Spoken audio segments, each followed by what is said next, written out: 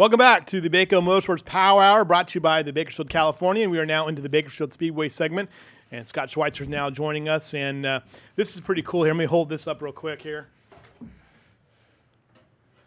This is, if you win a main event on Saturday, this is what you're going to get, right? That's it. That's the Richie McGowan Memorial Commemorative Door that we have there. We normally do doors every Saturday night. Did a special one for the McGowan race, so pretty excited about that. Really nice, really beautiful. And one that has a lot of personal meaning for you as well, right? Absolutely, yeah, and the racers as well. I mean, everybody was very close to Richie, a great supporter of racing out at the racetrack. So anybody that can walk away with this award will be more than happy to hang it in the garage or the man cave for the year. A huge weekend for you guys coming up with that event as well. I mean, it has deep personal meaning, as you said, to everyone on the track. It's also fireworks night. A lot of great racing that we can expect from your weekend, right? Yeah, we pay $1,000 to win for the modifieds. Nice. They also have a different format. Actually, all the divisions are running a draw redraw. So that redraw. What does that mean? So when they exactly? show up to the track, they draw for their starting positions, and then the top 12 guys will come back after the heat races and redraw for their starting positions in the main. So what that does is a normal guy. Let's just take a Brad Pounds for example, that's leading in points, where he would have to start 12th, outside 6th row in the main event and work his way to the front. This show, he gets to draw for his position. He can draw the pole. He can draw second row. So, and it encourages our out-of-town guys that come to support the Richie McGowan race. Right. Gives them a shot. They don't have to start in the back. Gives everybody a fair shot. It comes down to the draw of where you're going to start. So nice. So it's a little bit of a different method of doing things. And is it popular with the drivers? How do they like it? Absolutely. Yeah. One, because it encourages people that haven't raced all year. Because of the point system, they'll have to start in the back. This way they don't. They have that shot.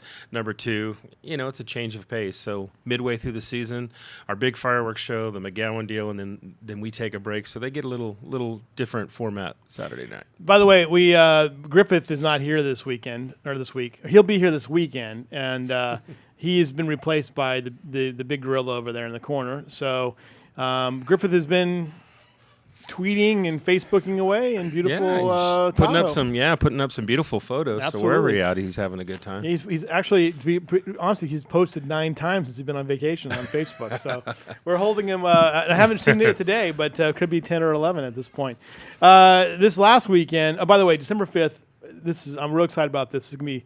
And this is just a sample of this, but this could very well be the cover. You never know because this young lady, Tina Bell. I mean, she could be our driver of the year. I mean, you never know. She's putting on a dominating performance this season. Absolutely. So the Power of our end of the year special section, which will also feature the All Area Driving Awards, which Tina Bell will be included in that no matter what, because she's what our qualifying standards are. If you win at least 3 races on an oval track and 2 races in a drag strip, you get on to our All-Area Driving Award. But December 5th, that will be announced exactly. I'm probably going to do a little thing on the 3rd to kind of announce that formally to the drivers. But look for that in the Bakersfield, California, coming December 5th. We're really excited about that. The Grumpy Griff Award will be announced at noon. It'll be a couple kids. Telling you right now.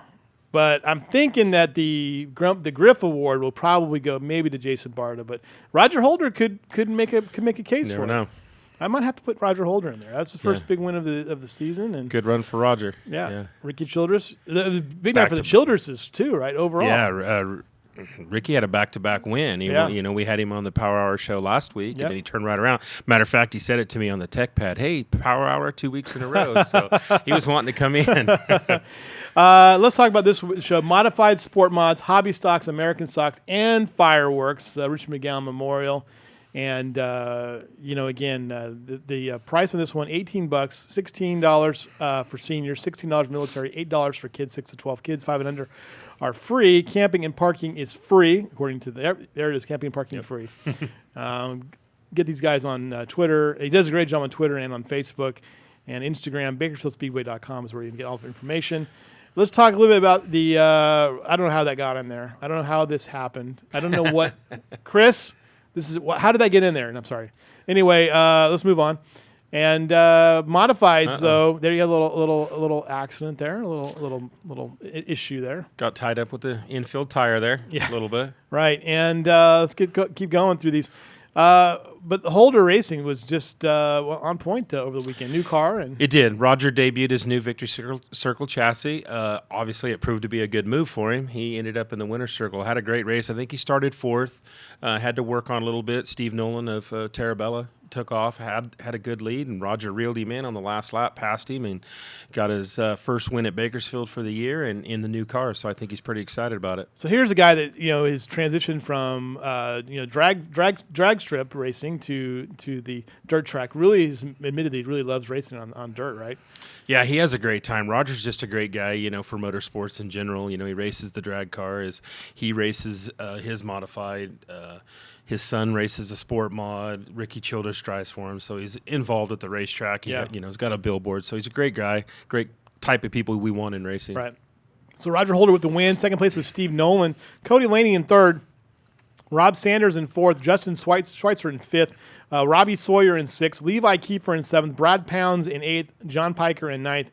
Mike Kirby in 10th. So, Roger Holder, no gimme in a win and modified with that crew. Not at all. That's a tough 10 guys right there. But, Roger's been at the top. He's been getting some seconds and some thirds throughout the year. So, like I said, he made the change to a different chassis, and obviously it paid off for him. So, probably won't be the last time we see him up there in the front. Now, you mentioned that Brad Pounds, he's the points leader in modified? I believe Brad is right now, yeah. Okay. And he hasn't had a win yet this season, right? He hasn't, but he's been consistent. Right. Brad's there every modified race and gets some good, strong finishes. He hasn't made it to the winner's circles yet. He's been winning in Hanford on the Friday night shows, right. But again, with Brad, it won't be long either before he's in the victory circle. That's what we've seen this season in modifieds. We've seen a lot of parity and a lot of excitement with this group, and this is a pretty experienced group of racers in this modified class. Talk about parity and fun. Sport Mod has been crazy fun all season long, but Ricky Childress Jr. Getting out and getting it done this weekend for the second win in a row. He did. The Outlaw pulled off 2 in a row and looked good, running the high side, which he likes to do, and put on a good show. And again, another car for Holder Motorsports in Victory Lane. Absolutely. Great win there. Childress Jr. with the win. Michael Johnson in second. Billy Simpkins in third. Nick Spain-Howard in fourth. Cruz Griffith in fifth. Kevin Johnson in 16 pounds, who we thought might be our guest today but couldn't make it today. That's okay. We'll look forward to seeing her at some point. This is a big weekend for her, too, because this is, her dad. That was her Absolutely, dad, right? yeah. Richie McGowan. Garrett Jernigan in 8th, Austin Manzella in 9th, and Brenda Kirby in 10th.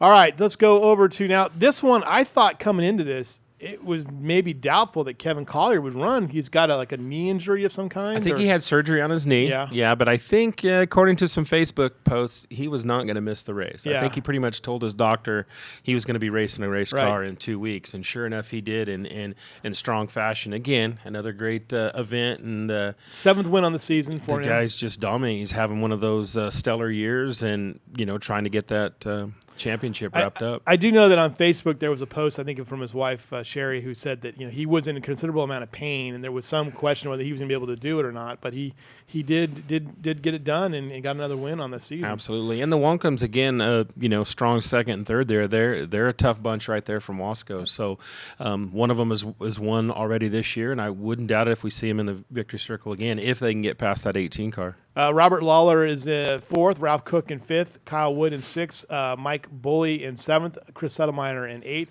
Mike Hill Jr. in 9th, and Chris McCauley in 10th.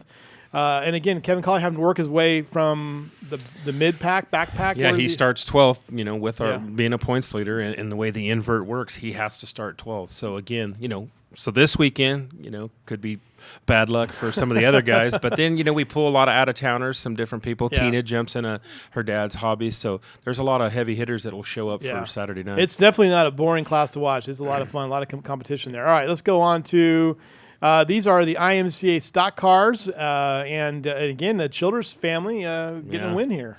Yeah, Rick Sr., new to this division as well, which the division's new to the racetrack. It's a growing division. So had a great win, won his heat race, and then came right out and won the main event. So there is Rick Childress Sr. with the win. Troy Patty, Lauren DiArmond.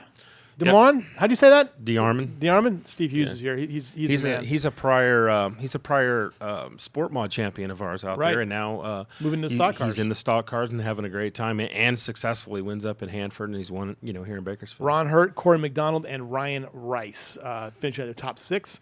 And the California Lightning Spritz, Bobby, is it McKinnitz? I don't know. I'm not an announcer.